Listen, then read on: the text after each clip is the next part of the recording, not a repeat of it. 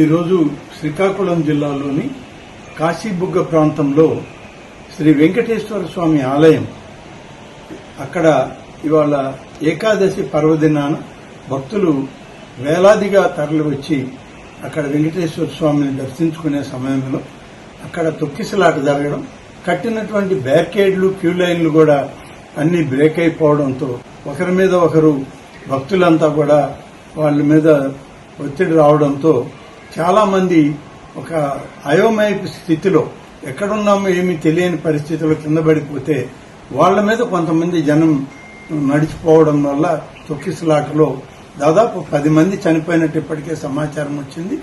మేము అన్ని వివరాలు కూడా ఇప్పటికే మా వ్యవసాయ శాఖ మంత్రి సోదరులు అచ్చెన్నాయుడు గారు, సోదరి శాసనసభ్యురాలు గౌతు శిరీష గారు అక్కడికే వెంటనే వెళ్లడం జరిగింది. అన్ని కూడా పరిశీలిస్తా ఉన్నారు.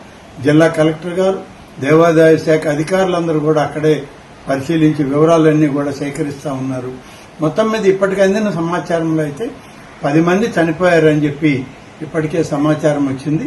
గౌరవ ముఖ్యమంత్రి గారు కూడా వీటి మీద స్పందించి ఆదేశాలు ఇవ్వడం జరిగింది. మొత్తం మీద ఈ ఆలయం అనేటువంటిది ఇది ప్రభుత్వ ఆధీనంలో ఉన్నటువంటి ఆలయం కాదు. ఒక ప్రైవేటు వ్యక్తి తన సొంత నిధులతో నిర్మాణం చేసిన ఆలయం. దీని వివరాలు కూడా సరిగా ప్రభుత్వం దగ్గర లేవు. దేవాదాయ శాఖ కానీ ఇతర జిల్లా అధికారులకు కూడా ఆ నిర్మాణం చేసిన వ్యక్తి ఈ ఆలయ వివరాలు ఇవ్వకుండా ఇవాళ ఏకాదశి పర్వదినాన దాన్ని ప్రారంభించుకుని ఎక్కువ మంది భక్తులు రావడం జరిగింది.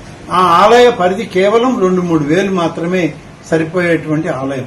కానీ ఈరోజు ఈ ఏకాదశి కారణం కార్తీక మాసం వల్ల దాదాపు 25,000 మంది పైన జనాభా వచ్చారని, అందులో సరైన క్యూ లైన్ లేకపోవడంలో తొక్కిసలాట జరిగిందని ఇప్పటి వరకు మాకు అందుతున్న సమాచారం.